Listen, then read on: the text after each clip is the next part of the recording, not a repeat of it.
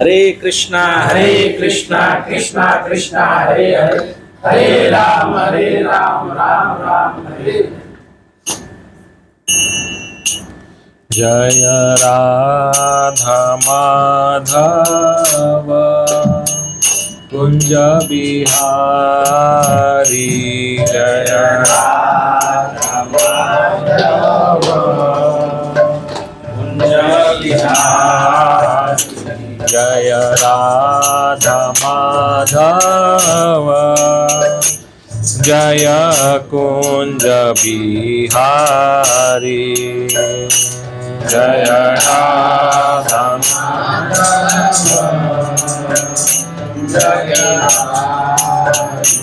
जय गोपी जन वल्लभा, जय गिरिवरधारी, जय गिरिवरधारी, जय गोपी जन वल्लभा, जय गिरिवरधारी, जय गिरिवरधारी, जय गोपी जन वल्लभा, जय गिरिवरधारी, जय गिरिवरधारी, जय गोपी जन वल्लभा, जय गिरिवरधारी, जय गिरिवरधारी।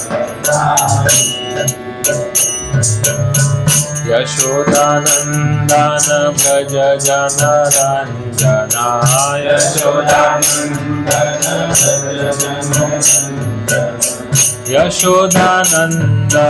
व्रज जनरंजना, यशोदानंदन व्रज जनरंजना, यशोदानंदन व्रज जनरंजना, यशोदानंदन व्रज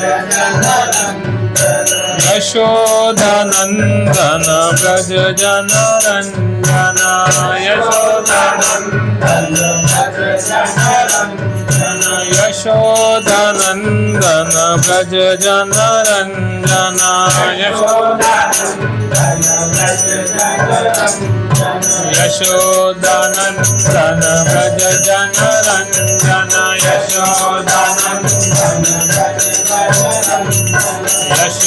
यशोदानंदन व्रज जनरंजना, यशोदानंदन व्रज जनरंजना, यशोदानंदन यमुना तीरा वनचारी, यमुना तीरा,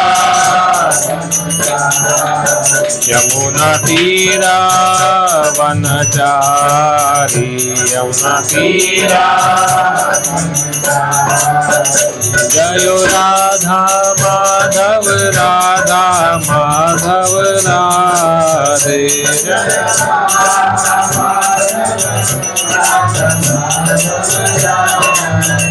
जय राधा माधव राधा माधव राधे,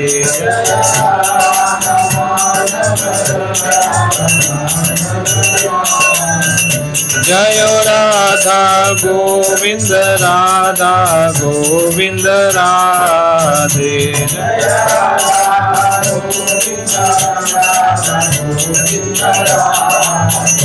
जय राधा गोकुलानंद राधा गोकुलानंद राधे,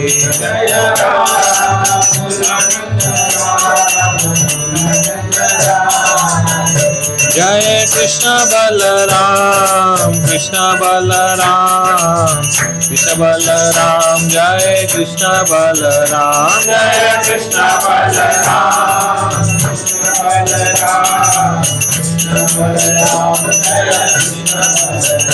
जय गौरानिताय गौरानिताय गौरानिताय जय गौरानिताय जय गौरानिताय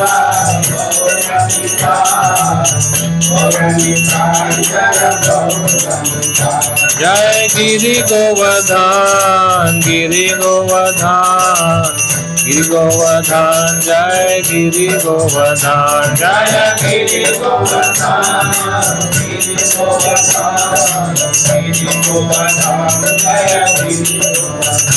जय जय प्रभुपाद प्रभुपाद प्रभुपाद जय जय प्रभुपाद जय जय प्रभुपाद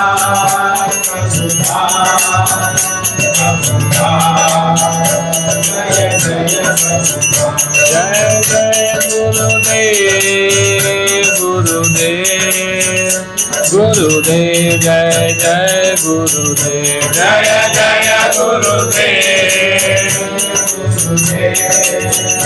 गुरुदेव निताय गौरा हरि बोल हरि बोल हरि बोल निताय गौरा हरि बोल निताय गौरा हरि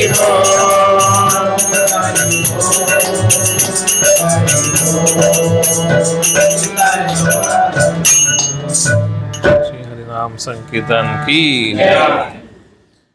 ओम अज्ञानतिमिरान्धस्य ज्ञानाञ्जनशलाकया चक्षुरुन्मिलितं येन तस्मै श्रीगुरुवे नमः श्रीचैतन्यमनोभीष्टं स्थापितं येन भूतले स्वयं रूप कदा मह्यं ददाति स्वपदान्तिकम् वन्देऽहं श्रीगुरु श्रीयुतापदकमलं श्रीगुरून् वैष्णवांश्च श्रीरूपं साग्रजातं सहगणरघुनाथान्वितां तं सजीवं साद्वैतं सावधूतं परिजनसहितं श्रीकृष्णचैतन्यदेवं श्रीराधाकृष्णपादान् सहगणललिता श्रीविशाखान्वितांश्च हे कृष्णा करुणा सिन्धु दीनबन्धु जगत्पते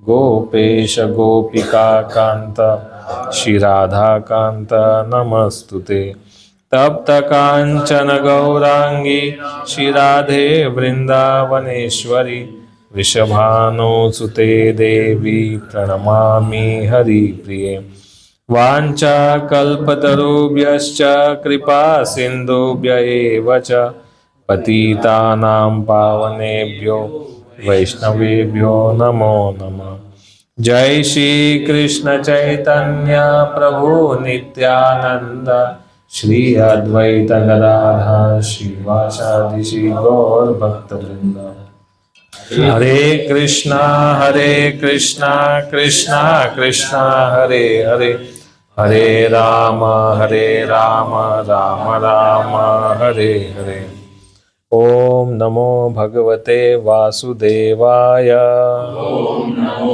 भगवते वासुदेवाय ओम नमो भगवते वासुदेवाय ओम नमो भगवते वासुदेवाय ओम नमो भगवते वासुदेवाय ओम नमो भगवते वासुदेवाय हरे कृष्णा हरे कृष्ण ये चालसा तो आप सभी भक्तों का बहुत बहुत धन्यवाद है यहाँ पर उपस्थित होने के लिए कि आपने अपना कीमती समय निकाल करके यहाँ पर आए। तो प्रभु जी के आज्ञा अनुसार भक्तमाल के ऊपर कुछ कहने का प्रयास करें। वास्तव में कुछ अभ्यास नहीं है ना इस ग्रंथ के ऊपर, और कुछ इधर उधर से पढ़ा है, बाकी कुछ अभ्यास नहीं है इस ग्रंथ में। तो हम सोच रहे थे क्या बोलेंगे आप सबके सामने जा कर के, है ना। तो फिर मन में आया कि भगवान के भक्त ने बोला है, प्रभु जी ने, तो कुछ ना कुछ ठाकुर जी की लीला है, तो उन्हीं को श्रवण कराने के लिए जो है जो कुछ आज इतने दिन में पढ़ा उसी को आपको बताएंगे। वास्तव में कोई लेक्चर जैसा नहीं होगा, ना हम अभ्यास करेंगे इस ग्रंथ में क्या लिखा है, संक्षिप्त रूप में क्या सार है। देखा जाए तो बहुत कुछ आज का पठन के लिए अगर बोलना है तो बहुत कुछ बोलना है इसमें, परंतु कुछ कुछ अध्यायों में से क्या क्या सारांश निकला उसी को सुनाएंगे आपको।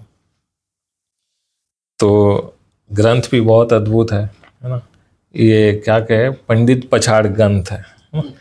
पंडित लोगों की भी जो है बुद्धि चकरा जाएगी, क्योंकि ऐसे ऐसे सब भक्तों का चरित्र है।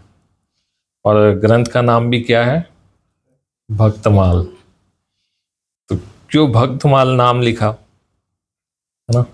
तो इस ग्रंथ के अंदर नाभाजी भगवान के भक्त हुए, आगे उनका चरित्र श्रवण करेंगे तो भगवान के उच्च कोटि के भक्त नाभाजी ने जो है भगवान के बहुत सारे उच्च कोटि के जो भक्त है ना, सतयुग द्वापर त्रेता और कलयुग के आते आते बहुत सारे भक्त जब तक हुए थे उतने तक के जितने भी भक्त थे उनके चरित्रों का जो है उन्होंने संकलन किया। अभी एक बहुत अच्छा आते आते अनुभव हुआ कि भगवान के भक्तों के चरित्रों को नहीं लिखा, भगवान के भक्तों के अंदर जो जो गुण थे ना उसको प्रकाशित किया। उनके चरित्र तो ऐसे ही आ गया, परंतु उनमें कौन से विशेष गुण थे उनका प्रकाशन किया।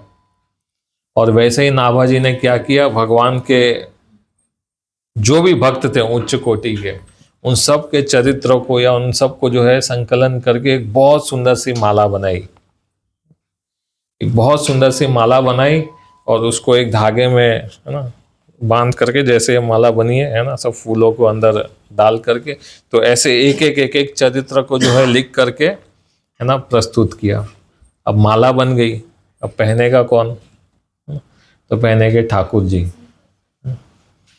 तो तुम श्रोता भक्तमाल के, है ना। तो भगवान जो है वास्तव में आप और है ना हम कोई श्रोता नहीं है ना, श्रोता साक्षात ठाकुर जी है, उन्हीं को सुनाएंगे। आप सब सेकंड वाले है ना, सेकंड बैच वाले हैं सब। तो उनके प्रथम श्रोता जो है इस कथा के या इस ग्रंथ को श्रवण करने वाले वे जो है ठाकुर जी, गोविंद देव जी बैठे यहाँ पर वे। तो अब नाभाजी ने ग्रंथ की रचना की। ग्रंथ की रचना करने के बाद में उन्होंने जो है कम से कम 636 कविताएं लिखी है ना ग्रंथ के अंदर। और उसको लिखने के बाद में जो है चले गए भगवत धाम, है ना। वो सब कथा आगे आएगी किस प्रकार रचना हुई वो सब। तो रचना करने के बाद में चले गए अपने स्वधाम भगवान के धाम में। तो धाम में जाने के बाद में भगवान के एक भक्त हुए जिनका नाम था प्रियादास जी। ये प्रियादास जी भक्त जो है कहाँ पर थे, तो कहते सूरत में रहते थे। हमारे गुजराती लग रहे ऐसा है ना, लिखा नहीं गुजराती थे या नहीं, परंतु सूरत में रहते थे। और सूरत के अंदर एक राजपुर करके एक कोई ग्राम है उसमें रहते थे। उनके माता पिता का नाम जो है, पिताजी का नाम था वासुदेव जी और मैया का नाम था गंगाबाई, है ना, गंगा देवी। तो ये उनके माता पिता थे। तो वैष्णव परिवार था, सूरत में रहते थे। अब रहते रहते उनके घर पे प्रियादास जी का जन्म हुआ। अभी इस जन्म के विषय में जो है बहुत सारे विवाद है ना। तो आप सब सार ग्रहण करना, है ना। बहुत सारे, मैं तो देखने गया तो कम से कम 8-10 तारीख मिल गई कि इस तारीख में जन्म हुआ था। तो ऐसा लिखा है 1683 में, 1600 क्या बोलते हैं 83 को जो, हाँ उसमें जो है 1683 में उनका जन्म हुआ प्रियादास जी का। और जन्म होने के बाद में ग्रंथ की रचना कब की उसमें भी बहुत सारे विवाद है ना। कि प्रियादास जी के और भी कुछ रचनाएं हैं ना, भक्ति मोहिनी नाम का ग्रंथ, वो सब देख रहे थे तो उसमें अलग अलग समय मिला भक्तमाल की रचना कब हुई। एक में ऐसा पढ़ने मिला, इसमें ही पढ़ने मिला कि 1712 से लेकर के 1780 तक में उन्होंने ये पूरे भक्तमाल की जो है टीका की, ग्रंथ का विस्तार किया। टीका का अर्थ है ना, जैसे कि कोई भक्त के हृदय में ठाकुर जी प्रेरणा करे तो उसका विस्तार हो, है ना, ग्रंथ का। जैसे कि श्रीमद् भागवतम 18,000 श्लोक है और 18,000 श्लोक के अंदर प्रभुपाद जी ने, मतलब वेद व्यास जी ने या जो भी है जो संस्कृत के ज्ञाता है उन्होंने उसका ट्रांसलेशन किया। और शिला प्रभुपाद जी जैसे आचार्यों ने उसका क्या किया, परपोट लिखा। परपोट अर्थात टीका की, है ना, उसका विस्तार किया। क्यों, ताकि सब लोग जो है समझ पाए। तो ऐसे ही प्रियादास जी ने जो है इस भक्तमाल ग्रंथ के ऊपर टीका लिखी। वो आगे बताएगा क्या थी टीका, कैसे हुई। तो ये उनका थोड़ा परिवार का परिचय है ना। तो जब बहुत छोटे थे तभी प्रियादास जी और उनके माता पिता जो है सब ब्रज में आ गए, आकर के बस गए। और ब्रज में आकर के बस गए और उन्होंने एक गौड़ीय संप्रदाय के अंदर दीक्षा ग्रहण की। अब यहाँ पर समझना होगा, नाभा गोस्वामी जो थे जिन्होंने ग्रंथ की रचना की, वो किस संप्रदाय के साधु थे? रामानंदी संप्रदाय। और प्रियादास जी किस संप्रदाय के भक्त हुए? गौड़ीय संप्रदाय के। आप सब ने गोपाल भट्ट गोस्वामी जी का नाम सुना है ना, राधा रमन जी के प्राकट्य करने वाले। इन गोपाल भट्ट गोस्वामी के एक शिष्य हुए श्रीनिवास आचार्य। बहुत उम्दा भक्त थे, बहुत उच्च कोटि के, बुक डिस्ट्रीब्यूशन के मास्टर थे, नरोत्तम दास ठाकुर जी के साथ में, है ना। तो बहुत उच्च कोटि के भक्त श्रीनिवास आचार्य। उन श्रीनिवास आचार्य के एक और शिष्य हुए जिनका नाम था मनोहर दास जी, है ना। समझ में आ रहा है ना, मनोहर दास जी। और उन मनोहर दास जी से दीक्षा लिया प्रियादास जी ने। तो ये उनकी गुरु परंपरा है। कौन थे पहले? गोपाल भट्ट गोस्वामी। गोपाल भट्ट गोस्वामी जी के शिष्य श्रीनिवास आचार्य। श्रीनिवास आचार्य जी के शिष्य कौन बने? मनोहर दास जी। और मनोहर दास जी के शिष्य कौन बने? प्रियादास जी। तो इस प्रकार से जो है दीक्षा उनकी हुई।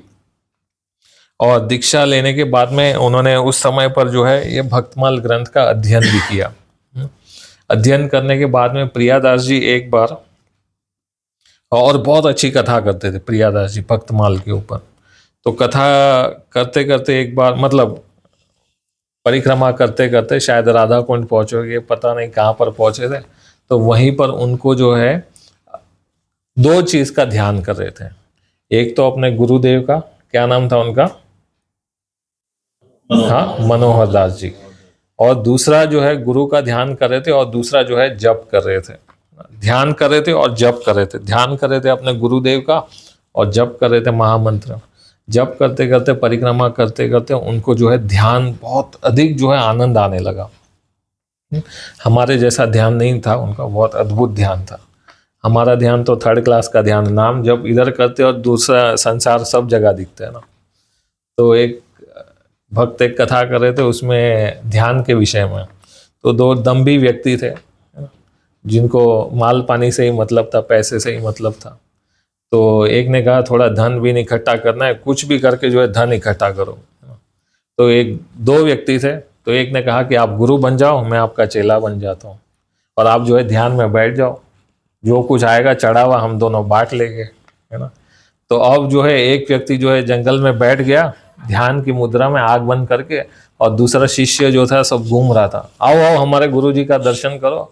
बहुत सालों से एक ही आसन में बैठ करके ध्यान में लगे, दोनों को पैसे से ही मतलब था। तो ध्यान में बैठे थे और सब जन आते तो कोई कुछ फल दे जाता, कोई कुछ लक्ष्मी दे जाता।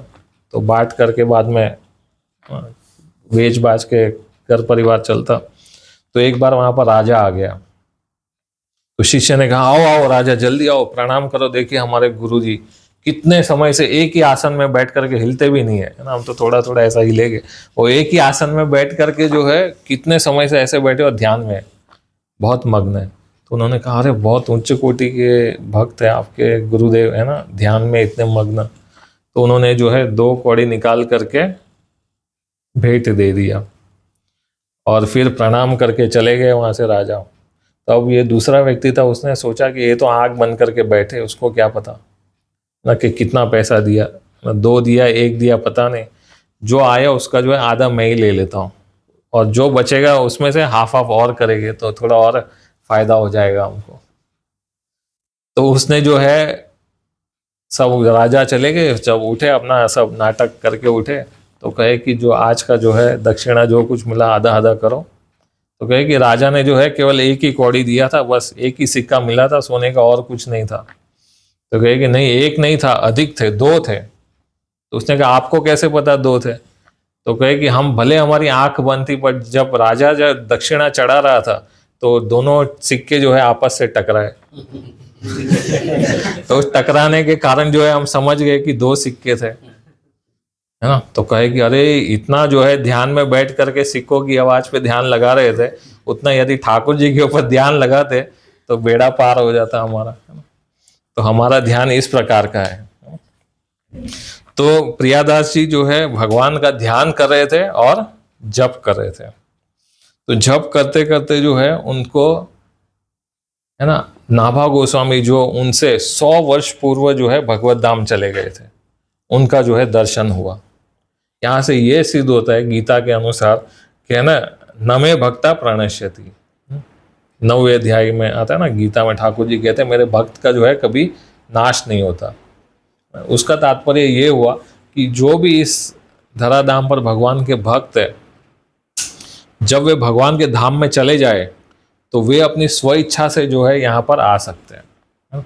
तो नाभा गोस्वामी आए और आकर के प्रियादास जी को कहा कि आप जो है, हमने जो ग्रंथ की रचना की है, जो कविताएं की है, उसको, है ना, कविताओं को और विस्तार कीजिए, उसको, है ना, छंदमय बनाइए, क्योंकि वो बहुत अच्छी लगेगी कान को सुनने के लिए। तब उन्होंने क्या किया, ग्रंथ की लिखना जो है चालू किया, टीका लिखना चालू किया, और उस टीका का नाम क्या दे दिया, भक्ति रस बोधिनी। प्रियादास जी जो है इसके दूसरे कवित्व में जो है अपनी टीका की जो है प्रशंसा करते हैं कि हमने जो ये टीका लिखी वो कैसी टीका है। तो कहते हैं रची कविता है सुखदाई, काव्य की बड़ाई, है ना। तो कहते हैं हमने जो इस टीका की रचना की वो बहुत सुखदाई है। अब मैं आपसे कहूँ कि प्रभु जी हमने जो है ये कुछ कार्य किया है और बहुत अच्छा है, और अपनी प्रशंसा करो तो आपको अच्छा लगेगा, लगेगा अच्छा, है ना। मैं आप सब सभा में बैठा, अरे मैं इतना बड़ा नाम जापक हूँ, मैं ये करता हूँ वो करता हूँ, अरे ये तो बहुत आसमान में उड़ रहे प्रभु जी, है ना। प्रशंसा जो है अच्छी नहीं लगेगी। परंतु प्रियादास जी जो है अपनी कविता की जो है प्रशंसा करते, कहते रुचि कविता सुखदाई है, ये जो कविता की जो मैंने रचना की वो बहुत सुखदाई है। तो दूसरों को बोलने की आवश्यकता नहीं थी, स्वयं पढ़ करके आस्वादन कर सकते। तो क्यों उन्होंने ऐसा लिखा कि ये जो कविता जो मैंने रचना की वो बहुत सुंदर है, बहुत प्रिय है, सबको बहुत अच्छी लगेगी। ये तो मार्केटिंग जैसा हो गया ना, स्ट्रैटेजी पूरा ना। तो कहे कि क्यों ऐसे लिखा, तो कहने का तात्पर्य ये है कि वे इस कवित्व को जो है अपना मानते ही नहीं थे, वो अपनी रचना ही नहीं मानते थे। जैसा कि श्रीमद् भागवत में आपने सुना, है ना, सुखदेव गोस्वामी बहुत समय बाद जो है माता के गर्भ से बाहर निकले, और जा करके जैसे बाहर निकले तो वेद व्यास जी प्रसन्न हो गए कि अरे यही एक व्यक्ति है जो इस भागवत को जो है आगे बढ़ाएगी। परंतु सुखदेव गोस्वामी तो जैसे ही जन्म लिए तुरंत ही घर छोड़ करके भागने लगे, है ना। आपने प्रसंग सुना होगा भागवत के अंदर। तो भाग रहे थे और पीछे पीछे कौन भाग रहा था, वेद व्यास जी, है ना। अरे पुत्र रुको रुको, कहाँ जा रहे हो, कहाँ जा रहे हो, थोड़े श्लोक सीख लो, है ना, भागवत को सीख लो। तो पुत्रेति तन्मय तरवो भी नहीं दोष, है ना। तब वेद व्यास जी पीछे पीछे भाग रहे और सुखदेव गोस्वामी आगे भाग रहे और वेद व्यास जी पीछे पीछे भाग रहे। तब जो है वृक्षों ने जो है उत्तर दिया, सुखदेव गोस्वामी को उत्तर देने की भी फुर्सत नहीं है। तो सुखदेव गोस्वामी यहाँ पर भागवत में ऐसे लिखा है कि सुखदेव गोस्वामी जो है सब वृक्षों के अंदर, है ना, आविष्ट हो गए, है ना, और उन्होंने ही जो है उत्तर दे दिया, अरे तो आप जाओ, हम तो जो है संसार छोड़ करके जाएंगे। तो उसी प्रकार नाभा गोस्वामी भी जो रचना की थे, तो प्रियादास जी कहते हैं कि ये जो टीका जो मैंने लिखी वो मैंने कुछ नहीं किया है ना, जो नाभा गोस्वामी ने हमको प्रेरणा दी, है ना, उसी उन्होंने ही जो है उनकी शक्ति से ही जो है कुछ लिख पा रहा हूँ, अन्यथा हमारे में कोई योग्यता नहीं है। और एक बात क्या कहते हैं, हृदय सरसाई जा पे सुनी सदाई है, यह भक्त रस बोधनी सम टीका गाई है। तो कहते ये जो टीका जो है वो बहुत आकर्षण सबको पैदा करेगी अपने तरफ, है ना, ग्रंथ के प्रति बहुत आकर्षण पैदा करेगी। क्यों? क्योंकि ये ऐसी टीका है कि उसको जो है पढ़ने पर कभी भी जो है आपका मन नहीं भरेगा। अब मैं यहाँ पर आज आया, मान लीजिए आज मैंने आपको गीता का उपदेश दिया, बहुत सुंदर, है ना, आप शरीर नहीं हो आत्मा हो, पूरे देहात्म, है ना, देह और आत्मा के ऊपर चर्चा करूं, फिर अगले हफ्ते आओ, अगले हफ्ते आके भी यही उपदेश दूं, प्रभु आप शरीर नहीं हो आत्मा हो, फिर तीसरे हफ्ते आओ यही उपदेश दूं आपको, 1 महीना यही चलाओ तो ये आधे क्राउड तो भाग जाएगी, अरे प्रभु जी बहुत पका दिया आपने, है ना, ये सुन सुन के अभी कान पक गए हमारे, है ना, आपने इतना बोर कर दिया। परंतु प्रियादास जी कह रहे कि ये ऐसी टीका हमने लिखी है भक्ति रस बोधिनी कि उसको पढ़ने पर जो है नित्य नवीन जो है आपको आनंद प्राप्त होगा। इसके लिए नाम भी क्या लिखा, भक्ति रस बोधिनी। इसका जो है यदि कोई पठन पाठन करे तो नित्य नवीन जो है उसको आनंद प्राप्त होते जाएगा। तो यदि किसी चीज में आनंद मिलता है, गुलाब जामुन रसगुल्ला खाने में, मिठाई में आनंद मिलेगा, तो वो कहेंगे ना प्रभु जी और एक दो डाल दो हमें थोड़ा और, है ना, यहाँ तक खाएंगे तब तक, तो है ना। तो उसी प्रकार जो है टीका का नाम भी जो है भक्ति रस बोधिनी। तो ये उन्होंने जो है रचना की, और सब जगह पर जाते तो कथा करते इसकी। तो एक बार जो है प्रियादास जी जो है परिक्रमा करते करते भगवान का ध्यान करते हुए, और उनके ग्रंथ और भी बहुत सारे 5 रचनाएं की थी प्रियादास जी ने, उसमें सब में जो है ठाकुर जी की लीला का बहुत वर्णन किया है। खास करके रास लीला के ऊपर उन्होंने बहुत सारे कवित्व और ये सब लिखे। तो प्रियादास जी एक बार जो है जा रहे थे कहाँ पर, गलता, जयपुर में। तो वहीं पर जो है प्रियादास जी को एक भक्त थे जो निम्बार्क संप्रदाय से थे, है ना। उन्होंने जो है जब प्रियादास जी को देखा कि अरे ये तो उच्च कोटि के भक्त है, भगवान की बहुत सुंदर कथा करते, तो क्यों नहीं उनसे कथा करवाए यहाँ पर, है ना। तो उन्होंने जो है, उनका नाम क्या था, लाल दास जी, है ना। वो मंदिर के है ना, निम्बार्क संप्रदाय का बहुत पुराना मंदिर है वहाँ पर। तो वहाँ पर उस मंदिर के अंदर के जो महंत थे उनका नाम था लाल दास जी। तो उन्होंने कहा कि आप जो है यहाँ पर, महंत जी ने कहा लाल दास जी ने, आप यहाँ पर रहिए, भक्तमाल की कथा जो है सबको सुनाइए यहाँ पर। और ये जो हमारे ठाकुर जी जो है, उनके ठाकुर जी भी थे वहाँ पर, उनका नाम था लाल बिहारी जो, लाल बिहारी जो, है ना। महंत जी का नाम लाल दास जी, और ठाकुर जी का नाम लाल बिहारी जो। तो वे ठाकुर जी को जो है मंदिर में पधराए थे और कहा कि कथा कीजिए। अब उन्होंने जो है प्रियादास जी ने कथा करना चालू कर दिया। जब कथा कर रहे थे तो बहुत सुंदर सी कथा हुई, और उस कथा के अंदर कुछ चोर भी आकर के बैठ गए, जिसका उद्देश्य केवल कुछ चुराना था। तो वे जो है सब साधु ने सोचा ये चोर लोग भी सब साधु ही हो गए, वेश भी ऐसा बना करके आए थे। तब वहां पर क्या हुआ, चोरों ने कथा सुन लिया, और रात्रि का जब समय हुआ तो रात्रि के समय में उन चोरों ने जो है, जो भी साधुओं के पास जो कुछ सामान विमान था वो सबको चोरी कर लिया, और मंदिर में जो लाल बिहारी जो बैठे थे उनको भी चोरी करके चले गए ना। ये जो भक्तमाल, सॉरी एक मिस हो गया पॉइंट, जो नाभा गोस्वामी ने जो दर्शन दिए थे ना वो गलता में दिए थे। और ये जो कथा जो है कोसी की है, कोसी के होडल के आगे एक स्थान है, कोसी के आगे होडल आता है। इस बार गए थे तो अवसर मिला था होडल में जाने का, बहुत सुंदर स्थान है ब्रज का। तो होडल की ये कथा है, ठीक है। तो होडल की इस कथा में क्या होता है कि वो चोर लोग ठाकुर जी को भी चुरा करके चले गए। अब वो चले जाने के बाद में जो है सब सुबह उठे, नहा धो करके देखे मंदिर में जाए तो ठाकुर जी नहीं है। सब संत लोग सब दुखी हो गए कि अरे ठाकुर जी कहाँ चले गए। लगते वो 4 व्यक्ति जो आए थे वही चुरा करके चले गए। परंतु ठाकुर जी ने भी जो है बहुत विचित्र लीला की। रात्रि के समय जो है उन चारों को जो है स्वप्न दे दिया, तुमने पहली बात तो तुमने हमारे भक्तों से वियोग करा दिया, और हम अच्छे खासे कथा श्रवण करे थे उसको भी छुड़ा दिया तुमने।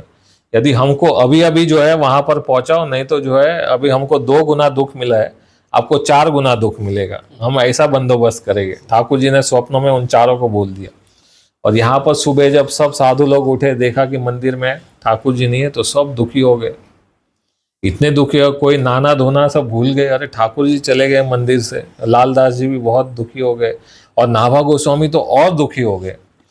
क्यों दुखी हो गए? उन्होंने सोचा कि हमने तो सोचा था कि ठाकुर जी को जो है कथा भक्तमाल की बहुत प्रिय है, परंतु अब पता चला ठाकुर जी को ये भक्तमाल की कथा कुछ प्रिय नहीं है, इसके लिए हमको छोड़ करके चले गए।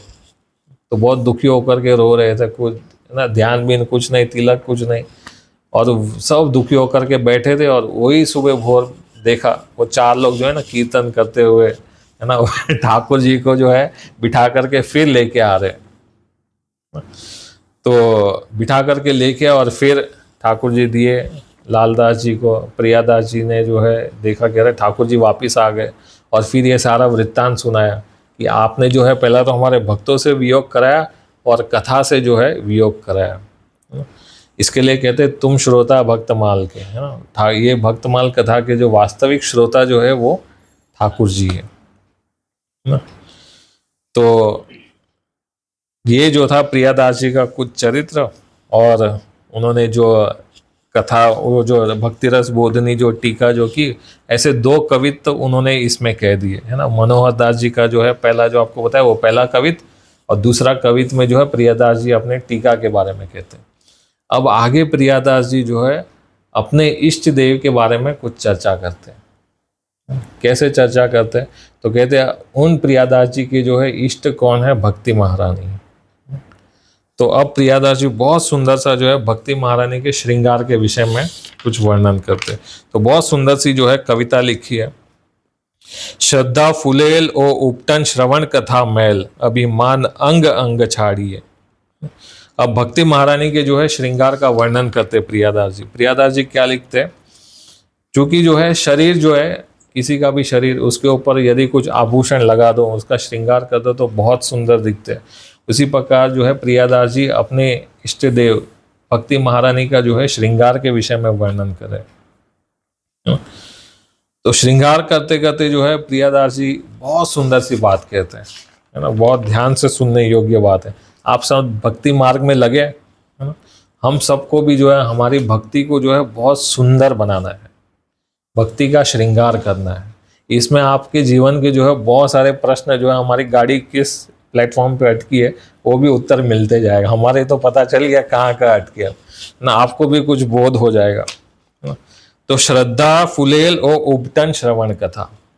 तो जब हम उठते हैं, है ना, उठ करके सबसे पहले नहाने जाएंगे, तो सबसे पहले क्या लगाते हैं, शरीर पर तेल। आप लोग लगाते हैं? कोई नहीं लगाता। अब तो उठो और भागो अंदर, है ना। मगर हम सब ने किया है आपने कभी? हाँ, छुट्टी नहीं, हम सब ने ये प्रोसेस को फॉलो किया है कभी, जानते हैं, बचपन में, है ना। हमारी माँ ये सबको किया था, है ना। तो नहाने से पहले क्या करेंगे, खूब बहुत सुंदर सा तेल होगा, है ना, बादाम का ले लो या कोई भी तेल हो, उसको ले करके जो है शरीर पर लगाएंगे, बहुत सुंदर सा तेल। तो जिस प्रकार जो है स्नान करने से पहले जो है तेल बहुत आवश्यक है, उसी प्रकार इस भक्ति के पथ के अंदर जो है श्रद्धा की बहुत आवश्यकता है। यदि भक्ति करना है तो हृदय में श्रद्धा होनी चाहिए। आप सब में श्रद्धा है, इसके लिए बहुत यहाँ से आ गए, कुछ बिल्डिंग में से आ गए। तो श्रद्धा जो है भक्ति के अंदर सबसे पहला प्रथम जो है क्या है, चरण बोले या प्रथम सीढ़ी है। बिना श्रद्धा के जो है भक्ति नहीं होगा। यदि भक्ति करना है तो बहुत सुंदर सा जो है हृदय में श्रद्धा उत्पन्न करनी चाहिए। हमारे भक्ति रसामृत सिंधु में बहुत सुंदर सा लिखा है। कौन सा श्लोक है? आदो श्रद्धा तथा साधु संग तथा भजन क्रिया अनर्थ निवृत्ति, है ना। बहुत सारी सुंदर सी सीढ़ी बताई है। तो सबसे पहली जो है भक्ति यदि करना है तो हृदय में क्या होना चाहिए? श्रद्धा। आदो श्रद्धा। यदि श्रद्धा होगी तो क्या होगा? साधु संग होगा, वरना सब जगह पर वहां पर भी अश्रद्धा हो जाएगी, है ना। तो भक्ति करना है तो सबसे पहले श्रद्धा की बहुत आवश्यकता है, उसके बाद में साधु संग। जब साधु संग करना चालू करोगे तो क्या होगा? धीरे धीरे भजन क्रिया चालू होगी, कुछ नाम जब चालू हो जाएगा, तिलक लगाना चालू हो जाएगा, थोड़ा प्रसाद बना करके खाने का चालू हो जाएगा, वस्त्र पहनने के थोड़े बदल जाएंगे, है ना। तो ये भक्ति के जो है धीरे धीरे एक सीढ़ी है। और जब भजन क्रिया चालू हो जाएगी तब क्या होगा? अनर्थों की निवृत्ति होना चालू होगा। अनर्थ है आपके पास? बैंक बैलेंस बहुत बड़ा है हमारा अनर्थों का, है ना। तो ये अनर्थ जो है जितने भी है ना, बहुत सारे अनर्थ, क्या क्या गिना है ना। तो ये जैसे जैसे भजन करते जाएंगे, श्रद्धा होगी, साधु संग होगा, तो धीरे धीरे जीवन में जितने भी अनर्थ है वो सब समाप्त हो जाएंगे। और उसके बाद में अनर्थ निवृत्ति के बाद में जो है निष्ठा उत्पन्न होगी, अर्थात विश्वास। तब तक विश्वास नहीं होगा किसी को। आप भजन तो कर रहे हो परंतु नींद आ रहा है प्रभु जी, है ना, थोड़ा थोड़ा आंख ऐसे हो रहा है कुछ, तो क्या होगा, निष्ठा उत्पन्न होगी, मतलब विश्वास। सदगुरु वैद्य वचन विश्वास। हम यहाँ से फ्लाइट में बैठ करके जाते हैं, पूरी जो है हमारा जीवन जो है पायलट के हाथ में दे करके चढ़े जाते हैं कि ये भाई बराबर पहुंचा देगा, है ना। गाड़ी में भी हम तो सो जाते हैं, है ना, वो ड्राइवर चला रहे, है ना, क्या है, निष्ठा है, विश्वास है, उस वजह से चल रहे। तो ये जो है उसके बाद में निष्ठा उत्पन्न होगी। वैसे ही जो है ठाकुर जी के प्रति जो है निष्ठा उत्पन्न होगी। यहां तक जो है हमको धक्का मारना है ना। ये 9 सीढ़ी है, 9 से जो है हमको 5 सीढ़ी तक जो है हमको क्या करना है, धक्का मारना है, प्रयास करना है। जब निष्ठा उत्पन्न हो जाएगी ना, तो जैसे बच्चे लोग क्या करते हैं, बगीचे में जाते हो, स्लाइड होता है ना, तो पहले तो सीढ़ी चढ़ना पड़ेगा, है ना, पहले, है ना, श्रद्धा, है ना, फिर साधु संग, फिर अनर्थ निवृत्ति, है ना, भजन क्रिया, वो सब करते करते जब ऊपर पहुंच जाएगा बच्चा, फिर क्या करना है, बस बैठ करके फिसलना है नीचे है ना, एकदम आराम से, एकदम स्लाइड ही करने वाला। तो जब विश्वास तक हम पहुंच गए ठाकुर जी के ऊपर, फिर पूर्ण विश्वास हो गया, मतलब वो विश्वास ऑर्डिनरी शब्द नहीं समझना, बहुत उच्च कोटि का विश्वास है। जैसे द्रौपदी को विश्वास था कि ठाकुर जी रक्षा करेंगे उस सभा में, है ना, तो बहुत उच्च कोटि का विश्वास होना चाहिए, निष्ठा होनी चाहिए। उसके बाद में जो है रुचि उत्पन्न हो जाएगी, बाद में आसक्ति, है ना, भाव, ये सब ऊंचे ऊंचे स्तर है, और बाद में प्रेम की प्राप्ति होगी। तब तक तो प्रेम भी नहीं होगा हमसे, है ना। तो ये एक सीढ़ी है। तो सबसे पहले जो है नहाने जाएंगे तो क्या लगाएंगे, तेल लगाए। आपको इसका चिंतन करना है, ठीक है, डेली, क्योंकि ये आगे बहुत प्रेरक बनने वाला है एकदम। और अब जो है आपने तेल लगा लिया, उसके बाद में क्या होता था बताइए। आप सब जन ने तो किया ही होगा, हमने भी किया है। उसके बाद में क्या होता था, हाँ, किससे, उपटन से, है ना। हमारे महाराष्ट्र में, बॉम्बे में तो बहुत मिलता था, है ना, वो दिवाली के टाइम पर नेता लोग उपटन देके जाते थे पैकेट में, है ना। आपने भी ये बहुत सुंदर खुशबू आता है, मिट्टी जैसा एकदम, अंदर आनंद आ जाएगा। तो हम तो बहुत नहाए उपटन से, और दिवाली के टाइम पे आएंगे देने के लिए, तब नहाने की कुछ महिमा है शायद, है ना। तो उस टाइम पे तो उपटन लगाना है। ये उपटन क्या है, कथा श्रवण, है ना। श्रद्धा फुलेल ओ उपटन श्रवण कथा। तो अब हमने तेल लगा लिया, तेल लगाने के बाद में उपटन लगाया। अब उपटन लगाने पे क्या है, उपटन जो है ये कथा श्रवण है। हमें भगवान की कथा को जो है श्रद्धा पूर्वक भगवान की कथा को जो है श्रवण करना चाहिए। यदि हम भगवान की कथाओं को, भगवान की लीलाओं को जो है श्रवण करेंगे, तो हमारी जो है उसके प्रति प्रेम उत्पन्न हो जाएगा, आनंद आने लगेगा हमको, है ना। अब क्या हो रहा है, किसी को ऐसा आंख हो रहा है, आपको नहीं बोल रहा हूँ प्रभु जी, आप अपने लिए मत लेना, है ना, क्योंकि शरीर थका है, हम सब सेम है, हम भी, तो हमको कथा के अंदर जो है ऐसा नींद आएगा।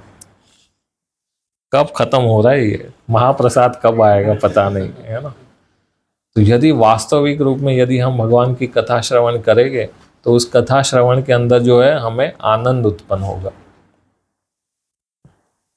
और जब आनंद, मान लीजिए जिस समय आपको जो है कथा के अंदर आनंद आना चालू हो गया ना, तो समझ जाना कि उस दिन से जो है आपके अंदर जो अभिमान है ना, अभिमान रूपी एक दैत्य बैठा है अंदर, वो अभिमान रूपी जो दैत्य है वो समाप्त हो जाएगा।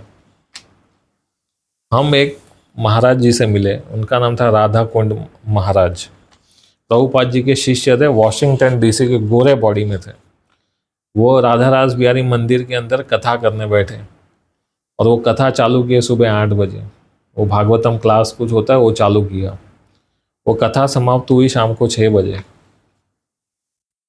कथा श्रवण करने बैठे कभी 8 बजे, मंदिर वाले ने हमको बाहर भगा दिया। ये मैं सत्य बता रहा हूँ, एग्जैजुरेट नहीं कर रहा हूँ कि ऐसा था।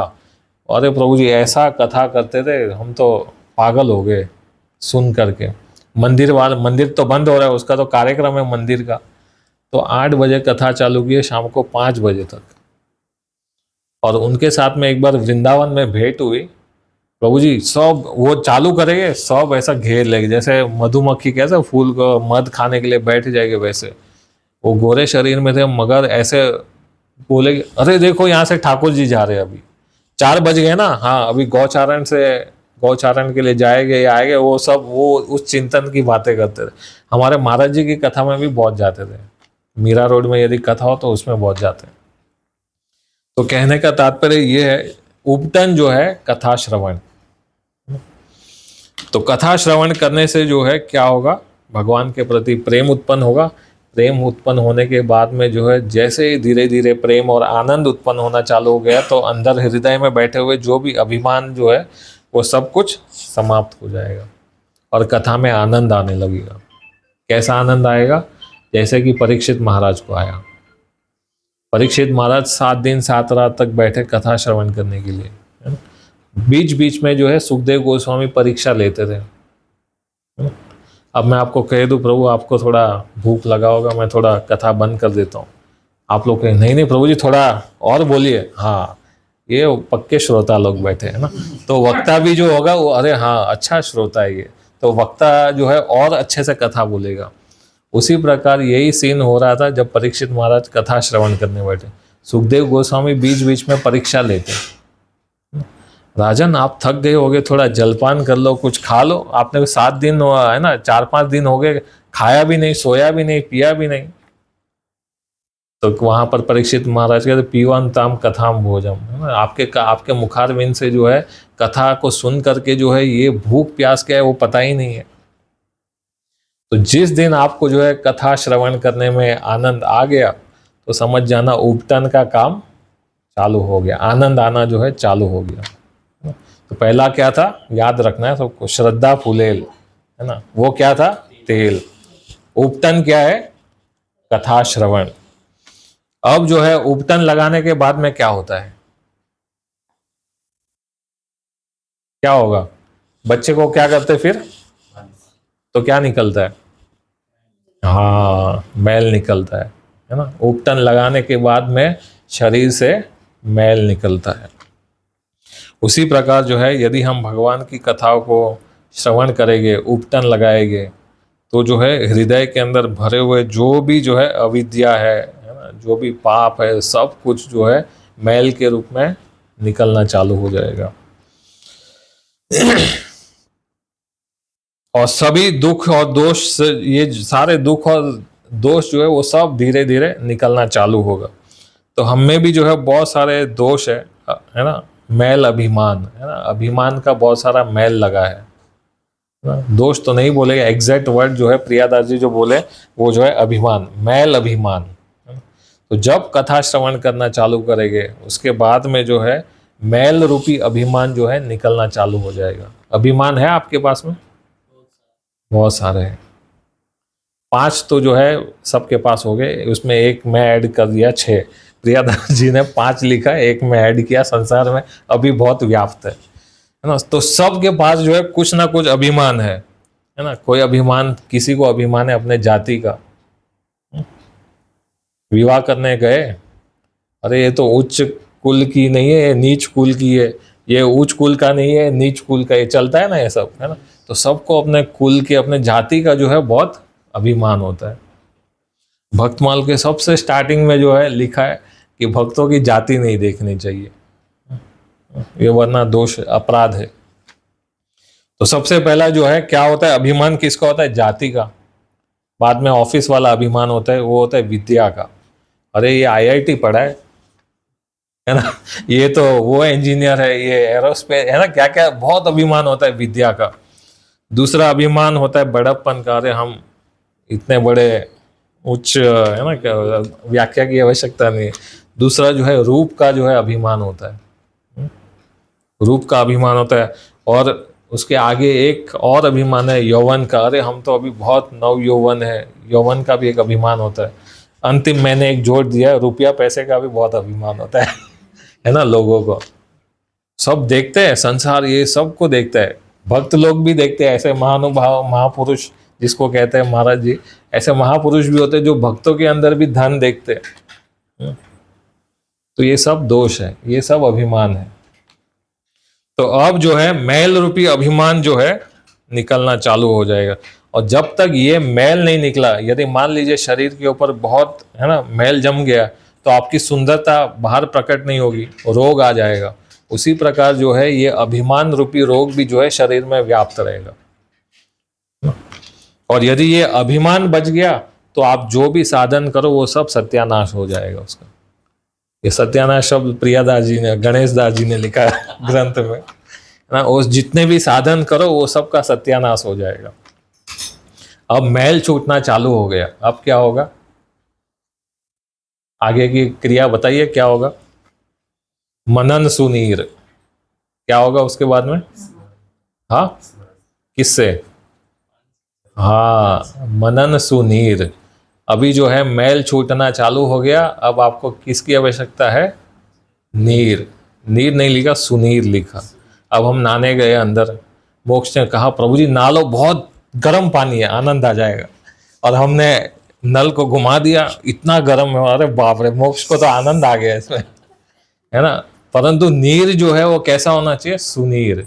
बहुत शीतल जल से नहाने में जो है बहुत आनंद है। तो ये सुंदर नीर क्या है, ये सुंदर जल क्या है? तो कहते ये जो हमने कथा श्रवण किया है ना, उस कथा को श्रवण करने के बाद में आपको जो है मनन सुनीर, उस कथा को श्रवण करने के बाद में आपको मनन करना पड़ेगा। आप बहुत सालों से जुड़े, है ना, कुछ 6 महीने से, कुछ है ना 1 साल से या 1.5 साल से, आप तो हर बार यहाँ पर आते होगे। आपने बहुत सारी कथाएं श्रवण की होगी, ध्रुव महाराज चरित्र सुना, भक्तमाल की कथा सुनी, कितने बार कोई संत आए, उनसे उनके मुखारविंद से कथा श्रवण की। तो सुन सुन के किया क्या फिर? ये पूछना चाहिए। हम जो कथा श्रवण करते हैं प्रभु जी और माता जी, उसको सुन करके जो है मनन करना चाहिए। अमरेंद्र प्रभु है ना हमारे गुरु भाई, वो बहुत सुंदर बात बोले थे, वो बहुत अच्छा कथा करते हैं। तो उनसे पूछा कि आप कैसे प्रवचन देते हो? उन्होंने कहा प्रभु हम कथा में जाते थे, पहले उनको राधा रास बिहारी में देखा था, तो वो 3 बुक रखते थे अपने पास, और वीडियो भी है शायद, वो जो भी सुनते थे उसमें लिख लेते थे। नहीं, सुन करके लिख लेते, नोट्स बनाते थे कथा के बीच में ही। एक में कुछ नया श्लोक किसी ने बोल दिया तो वो लिखा, एक में कोई टीका के बारे में कुछ लिखा वो लिखा, एक में किसी प्रभुपाद जी के बारे में कुछ लिखा वो। उससे क्या होता है? मनन। तो आप जो भी कथा श्रवण करें, एंड ऑफ द क्लास आपको जो है एक टेक अवे पॉइंट्स बनाना चाहिए। आज हमने एक कथा श्रवण किया, आज इससे हमको क्या शिक्षा प्राप्त हुई। तो जब तक मनन नहीं करेंगे तब तक ये जो है स्नान का कोई बेनिफिट नहीं है। इसको अपने भक्तिमय जीवन से जोड़ना है। ये कोई मैं नहाने का प्रोसेस नहीं बता रहा आप सब जन जानते ही है, बट ये जो है भक्ति का एक प्रोसेस है कि हम कहाँ पर अटक गए। कथा श्रवण करने के लिए तो हम टैक्सी पकड़ के आ गए यहाँ पर सब जन, है ना, आ करके प्रसाद भी बहुत अच्छा खा लिया, मगर जाते जाते ये जो भी कथा श्रवण किया उसका मनन करना है ना। आप सब ने श्रीमद् भागवत प्रभु जी ने सुनाया होगा प्रसंग आप सभी को, हाँ। अभी धुंधकारी जी जो है प्रेत बन गए, आत्मदेव का पुत्र धुंधकारी जो है प्रेत बन गया। प्रेत बनने के बाद में गौकर्ण जी, जानते हैं गौकर्ण, वो सब कथा सब भक्त जानते हो। अब गौकर्ण जी जो है कथा करे, है ना, ये प्रेत बन करके उनके सामने घूम रहे थे, कहे कि मैं आपका भाई हूँ, मेरे को ये प्रेत शरीर से मुक्त करो। तो तब क्या करते हैं, मैं आपके लिए कथा करूंगा श्रीमद् भागवत, जिससे कि आपका ये प्रेत शरीर निकल जाए। तो वो वायु के रूप में रहते थे, पवन आए तो भाग जाए इधर उधर, कथा श्रवण करने ना दे। तो कथा जहाँ पर बैठे थे वहीं पर एक बांस रखा था, है ना, सप्त गांठ वाला एक बांस था। तो ये धुंधकारी ने क्या किया, उसमें जाकर के बैठ करके गौकर्ण जी की सारी कथा को सुनता। पहले दिन की कथा समाप्त तो पहली गांठ फूट जाती, वैसे करके करके 7 दिन कथा सुना।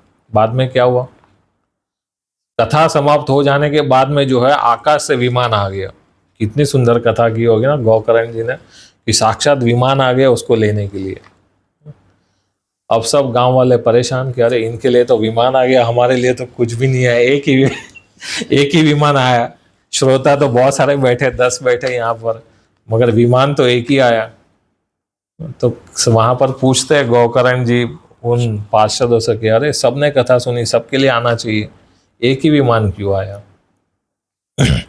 तो श्रवण तुम कृतम सर्वे तथा मनन कृतम च, ना कथा तो जो है सबने श्रवण की, है ना, परंतु हमारे जैसे की अभी सुना और फिर निकल गया।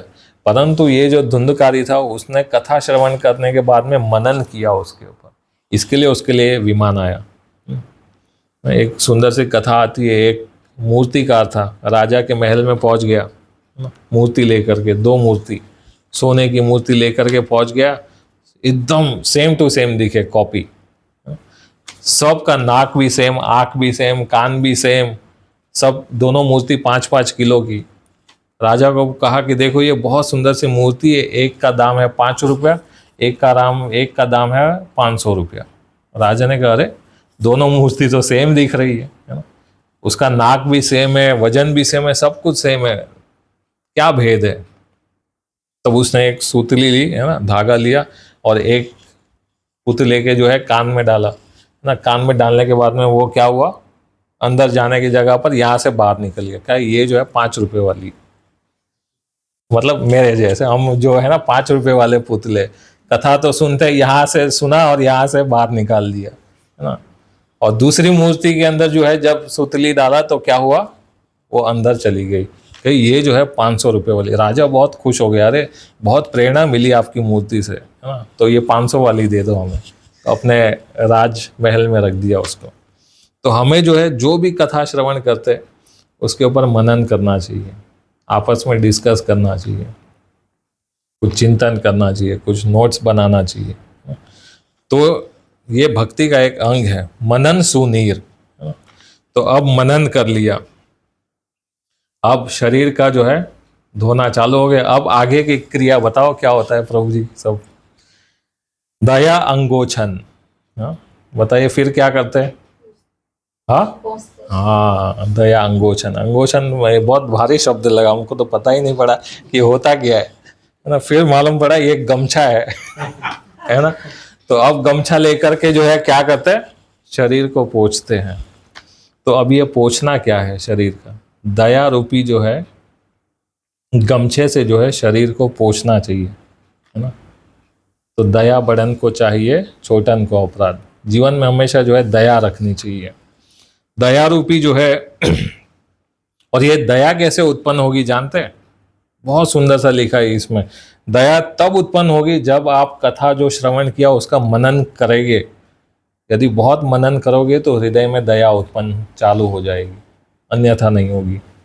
कितना सुंदर फॉर्मूला, हमको तो जीवन में कभी सुना ही नहीं कि ऐसे।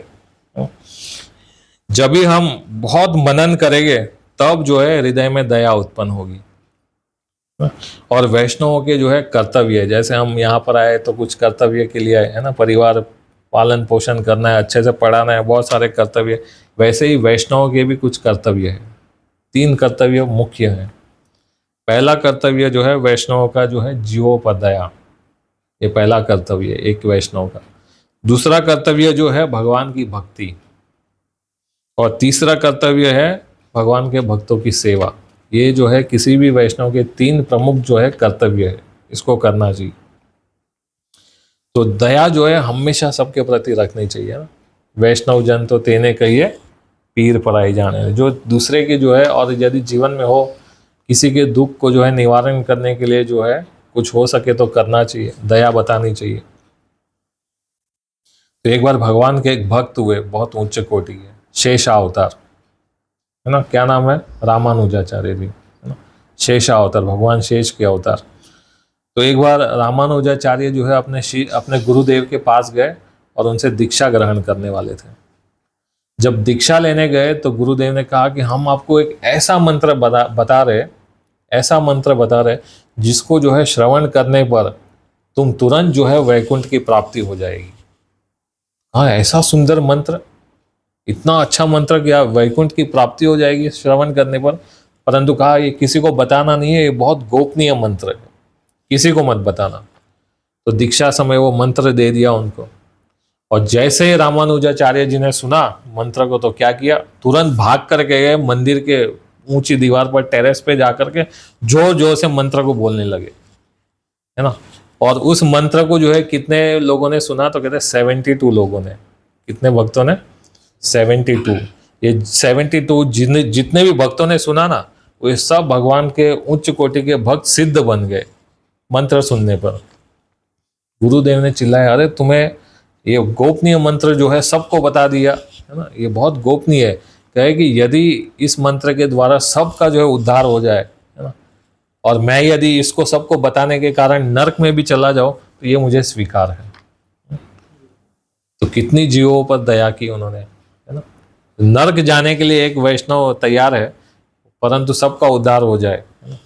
तो इतनी जो है उच्च कोटि के भक्त, सबके ऊपर दया बतानी चाहिए। और भगवान की याद ही जो है, भगवान का जो है स्मरण ही जो है दया के रूप में जो है प्राप्त होता है। जैसे मान लीजिए अभी एक कोई बॉल हो यहाँ पर, मोक्ष उस बॉल से खेल रहा है, और मान लीजिए उस टाइम आए थे तो मोक्ष इस दीवार पे जोर जोर से बॉल मार रहा था, तो मुझे ने कहा रुको, बाजू वाले है ना चिल्लाएगा ना, तो यदि यहाँ पर एक जोर से बॉल फेंको तो क्या होगा, वही बॉल आपके पास वापिस आएगा घूम करके, है ना? तो यदि हम जो है ऐसा बॉल मारे ना यहाँ पर, कौन सा बॉल, यहाँ पर मारने के वक्त जो है भगवान की जो है याद का, है ना, यदि भगवान का स्मरण करे, याद करते हुए भगवान को पुकारे, तो वही याद जो है दया के रूप में हमें प्राप्त होती है।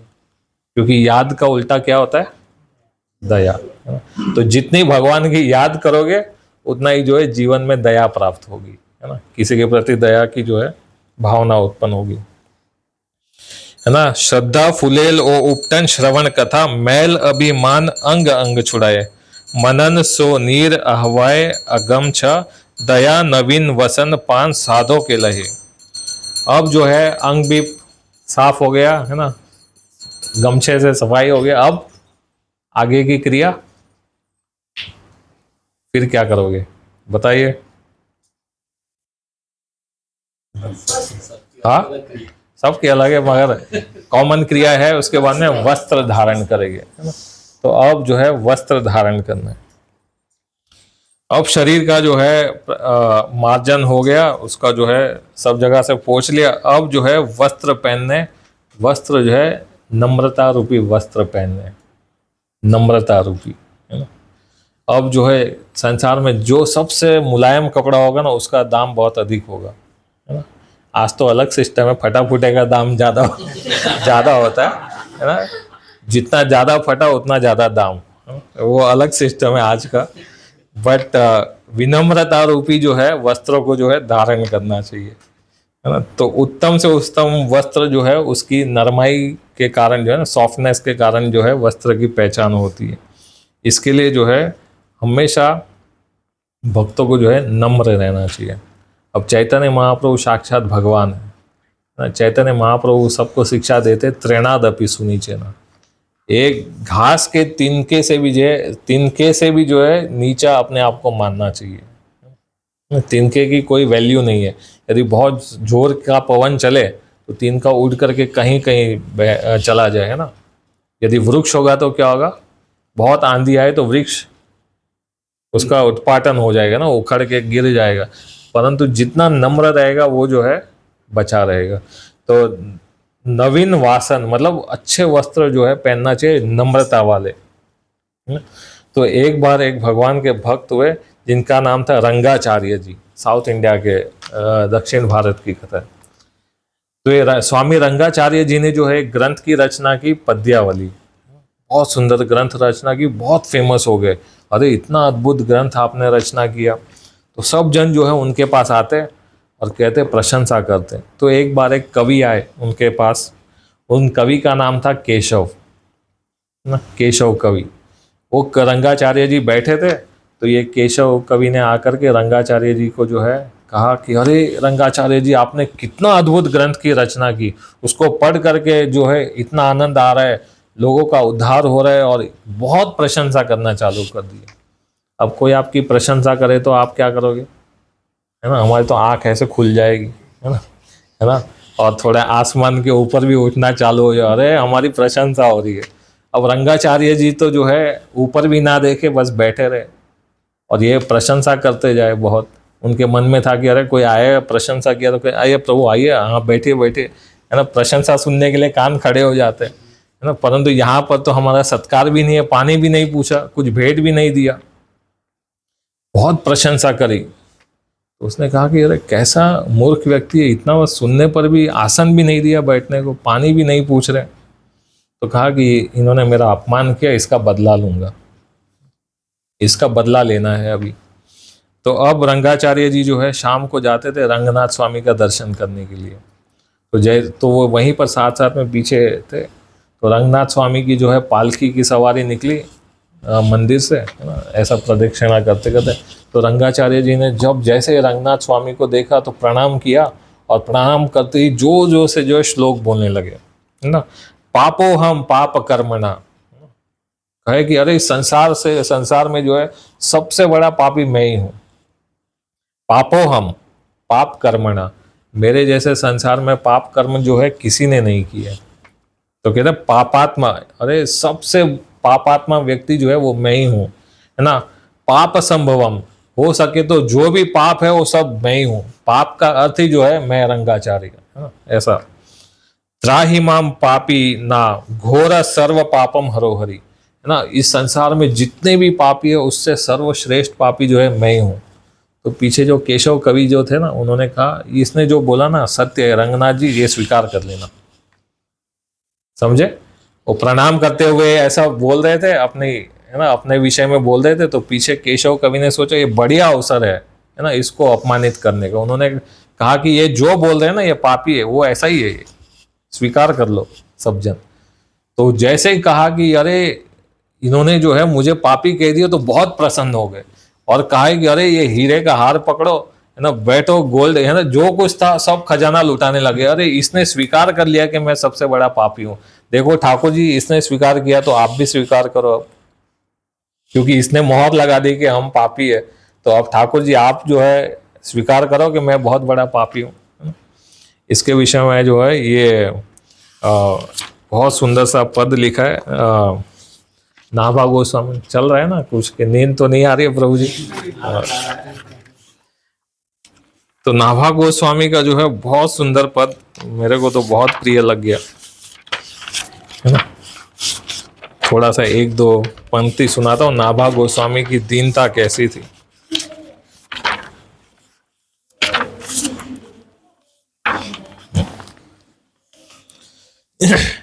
तो रंगनाथ स्वामी ने जो है बाद में उनको क्षमा कर दिया, और क्षमा करने के बाद में समझ गए कि ये भगवान के भक्त जो है बहुत दीनता बहुत प्रकट करते हैं। तो वैसे ही नाभा गोस्वामी भी अपनी दीनता को बहुत जगह पर प्रकट किए। एक कविता लिखी है नाभा जी की दैन्य, है ना, बहुत सुंदर। बातन ही हो पतित पावन, भगवान से कहते हैं ठाकुर जी आप तो बात बात में जो है पतित पावन बन गए, आप कोई पतित पावन नहीं है। वास्तव में गलत फहमी में जो है आपने टाइटल ले लिया है ना, पतित पावन करने का, है ना। मोते काम परे जानोगे बिन रण सूर कहावन, है ना। अब तक जो है आपने तो बिना जंग जीते ही जो है अपने आप को टाइटल दे दिया क्या, सूरवीर का। वास्तव में जो है सतयुग द्वापर त्रेता में तो आपने बहुत लोगों का उद्धार किया, है ना। सतयुग त्रेता द्वापर के पतितन को गति आपी, उन सबको तो गति प्रदान की, परंतु मेरे जैसा अधम पापी व्यक्ति जो है एक कलयुग का जो है ऐसा पापी है कि पूछिए मत। तो कहते सतयुग के जो पापी थे वो आधा शेर थे, है ना, बहुत छोटा। त्रेता के थोड़े, है ना, पाव किलो आधा किलो जितना हो गया, है ना, और त्रेता में थोड़े एक शेर जितना हो गया। परंतु हम कैसे पापी है, तो कहते सुमेरु पर्वत के समान हमारा वजन है पाप का। यदि हमारे जैसे व्यक्ति को यदि उद्धार करेंगे तो हम जानेंगे कि आप पतित पावन है। वरना ये टाइटल जो है आप अपने पास मत रखिए। तो इस प्रकार से भक्त जो है बहुत दीनता का जो है आभूषण धारण करते हैं। तो भक्ति के अंदर दीनता भी बहुत आवश्यकता है।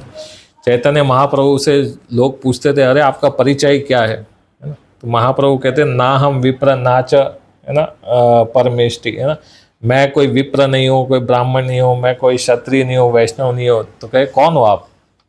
महाप्रभु कहते गोपी भर्त पद कमलम दास दासानुदास, महाप्रभु कहते थे मैं दास के दास के दास का दास हूं। तो इस प्रकार से जो है भक्ति महारानी का एक श्रृंगार है दैन्यता। अब वस्त्र पहन लिया, अब क्या कार्यक्रम होता है बताइए आगे। आज तो स्नान का पूरा प्रोसेस चल रहा है। उसके बाद में है ना, हाँ, इत्र छिड़कते हैं बहुत बढ़िया सा, है ना। तो ये इत्र जो है अनन्यता रूपी जो है इत्र लगाना चाहिए। अनन्य, भगवान की अनन्य भक्त बनना चाहिए। इस पे बहुत व्याख्या नहीं की प्रिया दर्शन, तो हम भी नहीं करेंगे। आगे एक बीरी के ऊपर उन्होंने व्याख्या की, उसी को बताएंगे। तो इत्र जो है 5 सुधोल लगाइए, है ना। उसके बाद में इत्र लगाते वस्त्रों पर। उसके बाद में आगे की क्रिया क्या होती है, इत्र तो लगा दिया, अब वस्त्र भी बहुत सुंदर पहन लिया। उसके बाद में भी अभी श्रृंगार थोड़ा अधूरा है ना।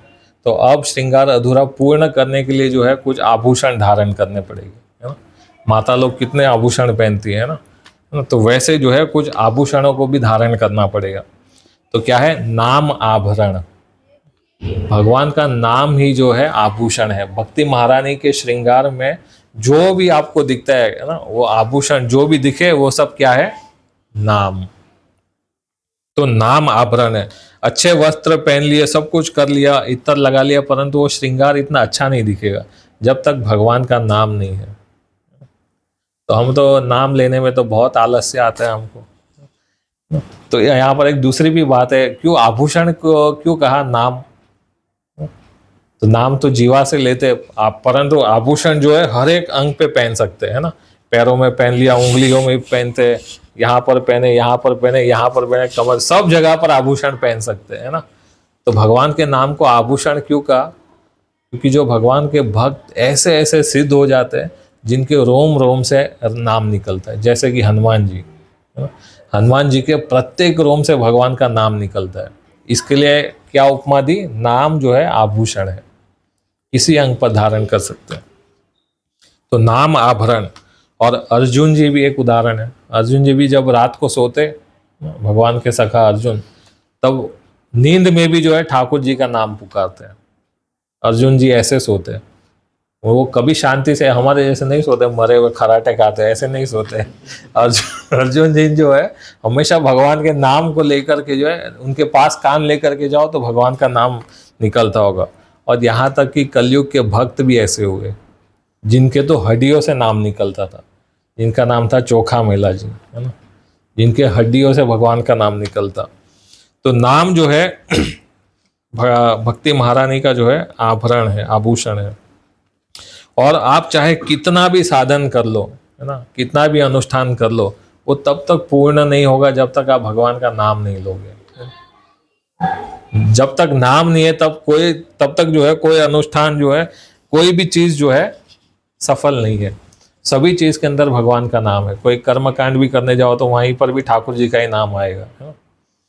आचमन भी करो तो उसमें भी ठाकुर जी का नाम है। सब में जो है, सब क्रियाओं में जो है, अनुष्ठानों के अंदर भगवान का नाम सर्वोपरि है। यदि कुछ भी ना आए, कोई मंत्र भी ना आए, तो महामंत्र तो सबको आता है ना, उसी का उच्चारण करना चाहिए।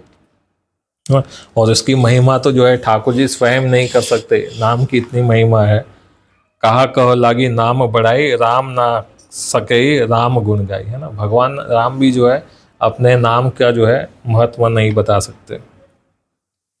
तो ये सब भक्ति महारानी का आभूषण हो गया।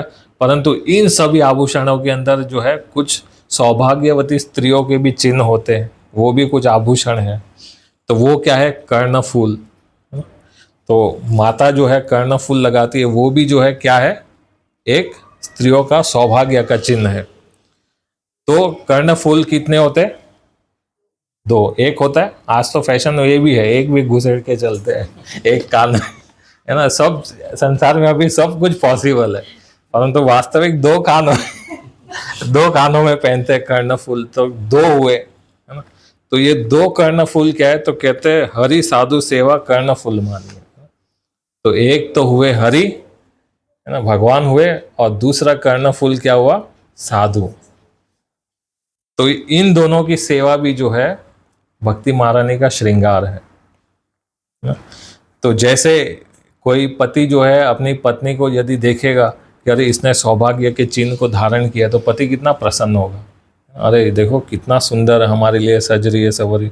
उसी प्रकार जो है भक्ति महारानी भी इतना सुंदर श्रृंगार करती है तो ठाकुर जी बहुत प्रसन्न होते हैं, है ना। तो भक्ति महारानी के जो 2 कानों के जो है ना कर्ण फूल है, वो एक है संत सेवा, एक है भगवान की सेवा। अब यहाँ पर जो है भगवान हरि का जो है कर्ण फूल जो है वो दाया कर्ण फूल बताया है ना। क्यों? दाया कर्ण फूल जो है ठाकुर जी का, हरि सेवा जो है वो दाया कर्ण फूल है और साधु सेवा जो है वो बाया कर्ण फूल है। तो दाया कर्ण फूल जो है कैसे, तो कहे कि साधु सेवा जो होती है वो खुले मैदान में होती है ना, होती है ना। साधु सेवा करनी है तो कवर बांटना है तो सबके सामने ही बांटना पड़ेगा, ना छुप के तो बांट नहीं पाओगे, तो कहे कि कुछ मिला नहीं। तो साधु सेवा जो होती है वो प्रकट रूप में होती है, खुले मैदान में होती है। और हरि सेवा जो है पर्दे के पीछे होती है, पर्दे के पीछे में वो सारी सेवाएं होती है। और दूसरी बात क्या कहते हैं प्रियादास जी, कर्ण फूल भी जो होते हैं बहुत अलग अलग टाइप के होते हैं। इस बार राधा कुंड गए तो राधा नाम लिखा हुआ कर्ण फूल दिखा हमको, प्रभु ने पहना है ना। देखो लकड़ी का कर्ण फूल पहना है, किसी ने जो है सोने का पहना है, किसी ने फूल वाला पहना है ना। तो कर्ण फूल जो है अलग अलग प्रकार के होते हैं। उसी प्रकार साधु सेवा और हरि सेवा भी जो है विविध प्रकार के क्या कहेंगे भाव या भाव के अनुसार जो है सेवाएं होती है ना। आपका जैसा भाव हो वैसे ठाकुर जी की सेवा कीजिए, आपको जैसा भाव हो वैसे भगवान की सेवा कीजिए। तो ये क्या हुए भक्ति महारानी के 2 कर्ण फूल। अब कर्ण फूल हो गया और इसमें भक्तमाल में ये सब उदाहरण है। ऐसे ऐसे भक्त हुए जिन्होंने ठाकुर जी की बहुत सेवा की, ऐसे ऐसे भी भक्त का चरित्र है जिन्होंने संतों की सेवा को सर्वश्रेष्ठ माना। तो हरि सेवा जो है उसके अंदर पृथु जी का नाम आता है, बाद में जयमल जी का नाम आता है। और साधु सेवा की बात करें तो उसके अंदर सदावर्ती महाजन का प्रसंग आता है, और त्रिलोचन जी, हरिपाल जी, ये सब जो भक्त हुए वो सब साधु सेवा के भक्त हुए। और बाद में जो है अंतिम जो सौभाग्य का चिन्ह होता है वो क्या है, नथ। नथ जो है उसको क्या कहा प्रियादास जी ने, नथ जो है वो मानसी सेवा है ठाकुर जी की। तो भगवान की सेवा जो है 3 प्रकार से है ना होती है। श्रीपाद वल्लभाचार्य जी ने इसका पुष्टि किया है। कृष्ण सेवा सदा कार्या मानसी सा परामता, चेतस्य त्रवणम सेवा तत्सिद्धि तत्तनुवित्तजा। भगवान की सेवा जो है 3 प्रकार से होती है। कौन सी, तो कहते एक होती है तनुजा। तनुजा का अर्थ क्या होता है ना, तन से सेवा। एक होती है वित्तजा, है ना, आपको जो है तन नहीं दे सकते, लक्ष्मी दे दो, ठाकुर जी की सेवा में लग जाएगा। तन है तो तन से सेवा करो। अमरीश महाराज सब प्रकार की सेवा करते, सवे मन कृष्ण पादार विंदयो ना, वाचांस वैकुंठ गुणानुवर्णन, वो तन से भी सेवा करते, मन से भी करते, सब प्रकार की सेवा अमरीश महाराज फुल थे वो सब जगह पर ना। तो तन से सेवा होती है, बाद में वित्तजा मतलब है ना धन से, और तीसरी सेवा होती है मानसी सेवा। तो ये मानसी सेवा भी बहुत बड़ा विषय है। हम तो बहुत प्रथम केजी स्टैंडर्ड वाले भक्त है, परंतु कुछ अध्ययन अभी कर रहे थे तो उसमें पता चला कि मानसी सेवा जो है सर्वोपरि सेवा है, हमसे संभव है नहीं ये सब करना, परंतु हमारे आचार्य लोग करते थे। श्रीपाद रघुनाथ दास गोस्वामी मानसी सेवा करते थे। रघुनाथ दास गोस्वामी जो है राधा कुंड पर रहते थे और केवल छाछ पी करके जीते थे। 1 दोना छाछ पीते, उसी से उनका जीवन निर्वाह चलता। एक बार रघुनाथ दास जी जो है मानसी सेवा कर रहे थे, तो उसमें उन्होंने बहुत सुंदर से ठाकुर जी के लिए खीर बनाई ना, और खीर बनाने के बाद में उसको जो है प्रसाद रूप में ग्रहण कर लिया ना, मानसी सेवा में ना, वो खीर को स्वीकार कर लिया। अब कोई व्यक्ति 12 साल से कहीं सिर्फ छाछ पिए और अचानक उसको इतना बड़ा ट्रीट मिल जाए खीर का, तो क्या हालत होगा ना। तो उनको भी जो है अपच हो गया है ना, और बीमार पड़ गए बहुत। तो सभी वैष्णव दुखी हो गया, अरे क्या हो गया रघुनाथ जी को। तो ये सब वैद्य को बुला के लेके आए मथुरा से। वो भी बहुत उच्च कोटि के वैद्य थे। उन्होंने जैसे उनकी नाड़ी देखा तो कहे कि अरे बाबा ने तो जो है कुछ चावल खा लिए और वो पके अंदर जो है पचा नहीं है, तो अंदर ही है सब। तो कहे कि क्या बोल रहे, तुम्हारी वेदिया जो है खराब हो गई है। बाबा जो है छाछ पीते 12 साल से, तुम बोलते हो खीर खा लिया इन्होंने।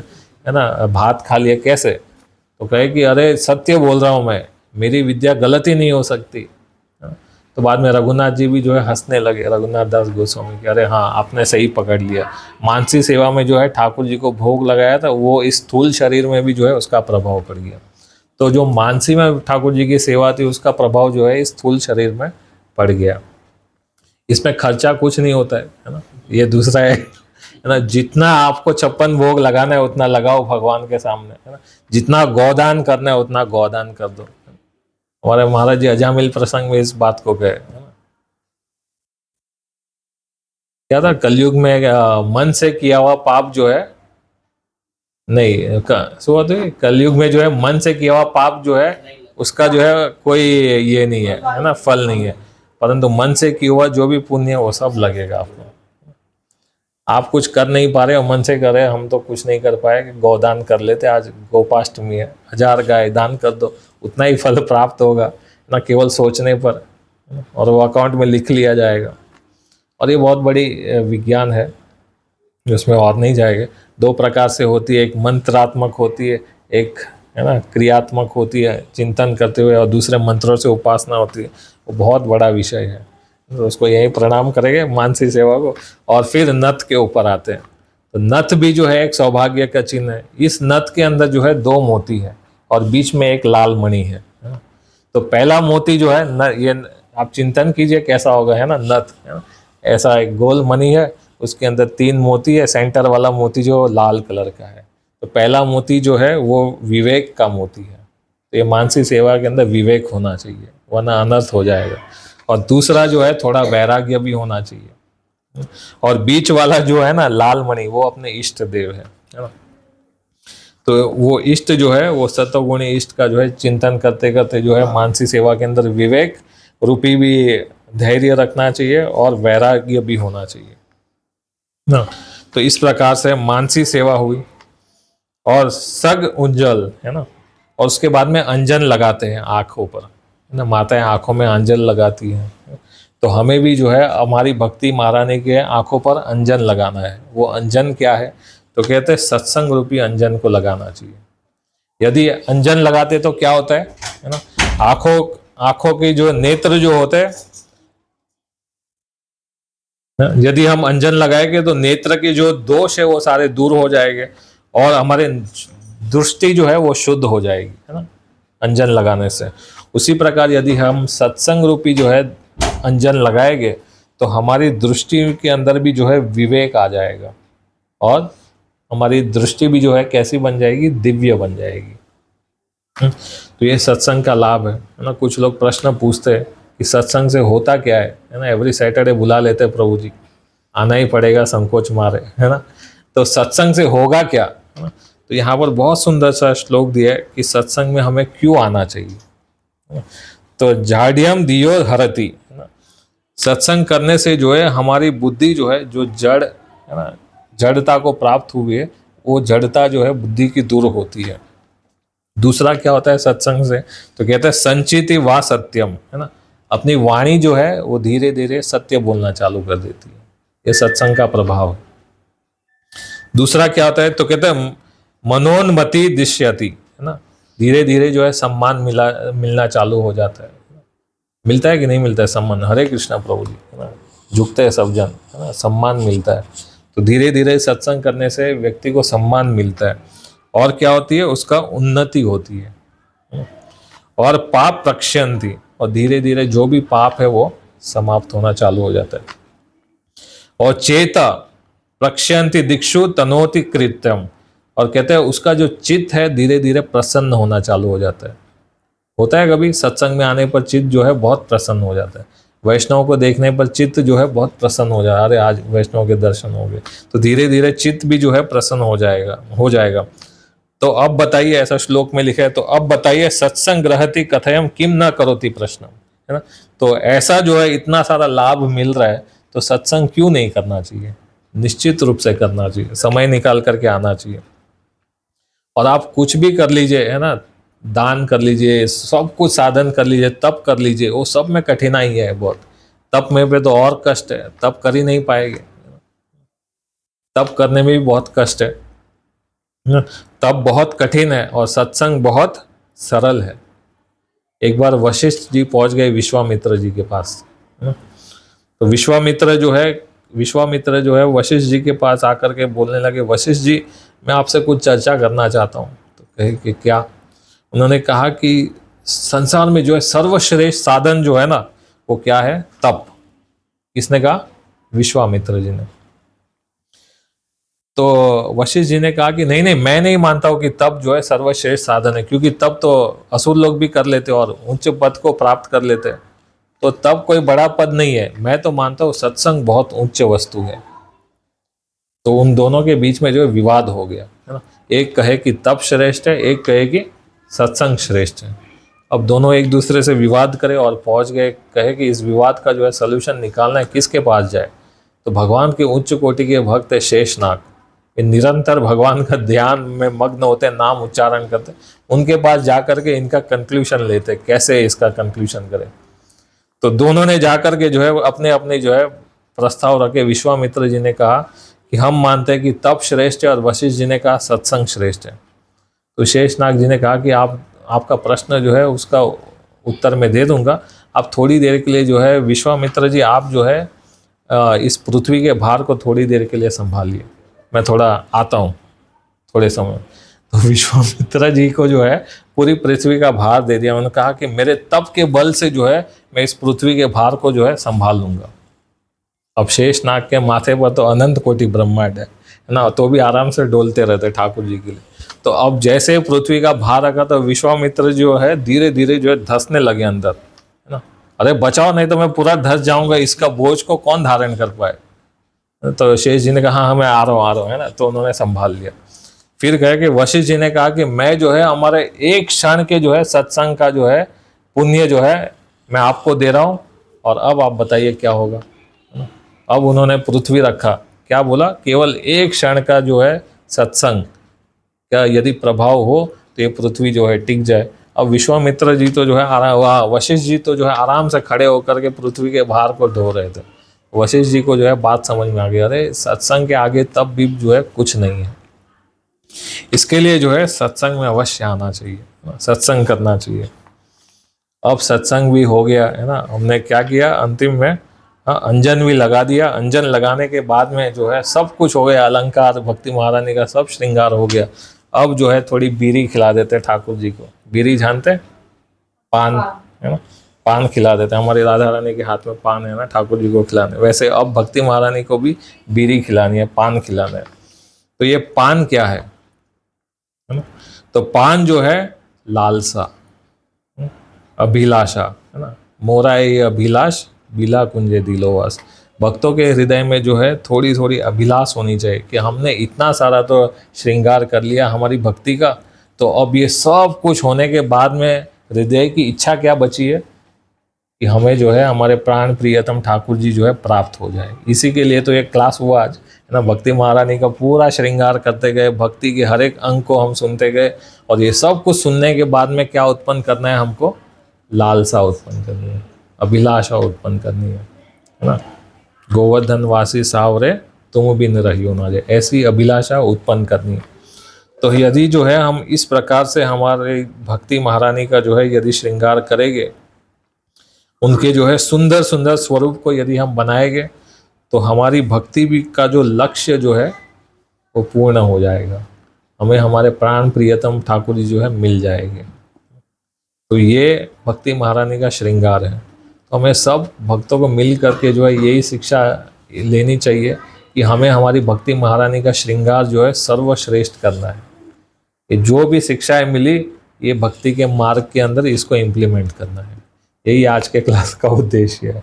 और यही तक जो है प्रियादास जी ने जो है भक्ति महारानी का श्रृंगार नाम तक जो है अध्याय समाप्त किया। अब आगे की चर्चा आगे करेंगे, आज समय बहुत अधिक हो गया। हरि बोल, हरे कृष्ण हरे कृष्णा कृष्णा कृष्णा हरे हरे, हरे राम राम राम